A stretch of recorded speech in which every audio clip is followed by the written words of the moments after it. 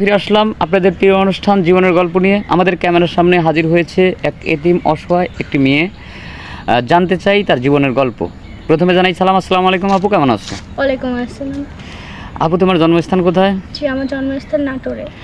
তোমার পরিবারে কে কে আছে? আমার বড় বোন আছে, আর কেউ নাই। আর কেউ নাই? তোমার বাবা মা নেই? না, ছোট থাকতে মারা গেছে। তখন তোমার বয়স কত ছিল? 7 বছর। 7 বছর। এই 7 বছর বাবা মা মারা যাওয়ার পরে তুমি বোনের কাছেই মানুষ। হ্যাঁ, তোমার বোন কি করে? গার্মেন্টসে কাজ করে। তোমার দুলোভাই? রিক্সা চালায়। রিক্সা চালায়। তারপরেও বোনকে ফেলে দেয়নি, কারণ যেহেতু একই মাঠে একই মায়ের পেটে জন্ম। জি। অনেক কষ্ট করে হলেও তোমাকে এত বড় করেছে। তো এখন আমাদের ক্যামেরার সামনে আসার কারণ কি? তোমার বোন কি আর দেখে না?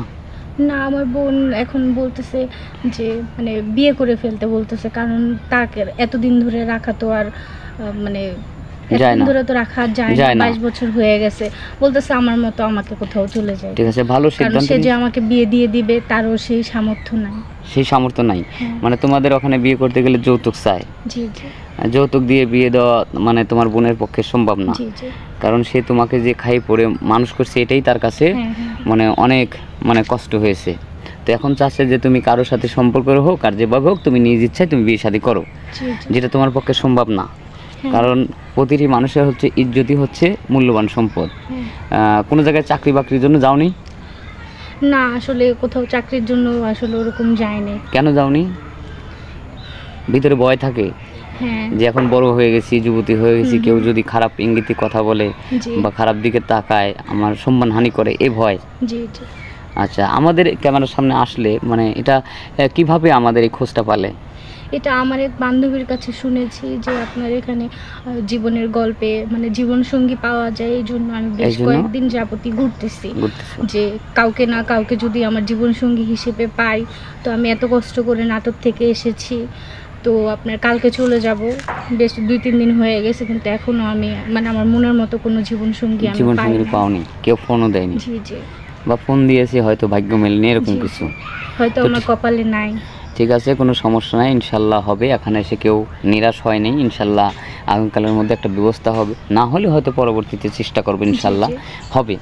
স্বপ্ন অবশ্যই পূর্ণ। তো কেমন ধরনের ছেলে চাচ্ছ? যেরকমই হোক চলবে, সে জুয়ান হোক বা বুড়া হোক, তাতে আমার কোনো আপত্তি নাই, কিন্তু সে কোনো নেশা পানি করতে পারবে না, আর সে ভালো মনের মানুষ হতে হবে। আচ্ছা আচ্ছা, মানে তোমার কাছে বয়স বেশি হলে কোনো সমস্যা নাই? হ্যাঁ। কেন? কারণ তুমি এত সুন্দর একটা মেয়ে, তুমি অনেক সুন্দর, অনেক স্মার্ট, তারপরে তুমি মানে বুড়া চাচ্ছ কেন? আমি চাচ্ছি কারণ হচ্ছে যারা বয়স্ক টাইপের থাকে তারা হচ্ছে মানে মানুষকে বুঝে, সে হচ্ছে একটা মেয়ের মতো করে, একটা মানে ফ্রেন্ডের মতো করে, একটা বউয়ের মতো করে ভালোবাসা, আদর যত্ন ভালোবাসা বেশি পাওয়া যায়। হ্যাঁ, দিতে পারবে। এই জন্যই আমি আর কি মানে তুমি এরকম একটা মানুষ হ্যাঁ, চাচ্ছ। ঠিক আছে। আচ্ছা, এখন তোমার ভিডিওটা আমরা পাবলিক করব। পাবলিক করার পরে হয়তো কোনো দেশ বা প্রবেশ থেকে তোমাকে ফোন দিতে পারে, সেক্ষেত্রে তোমার কি কোনো ফোন নম্বর আছে? না, আমার কোনো ফোন নম্বর নেই। আপনাদের কন্ট্যাক্ট নাম্বারের মাধ্যমেই আমার সাথে যোগাযোগ করতে হবে। আচ্ছা, ঠিক আছে।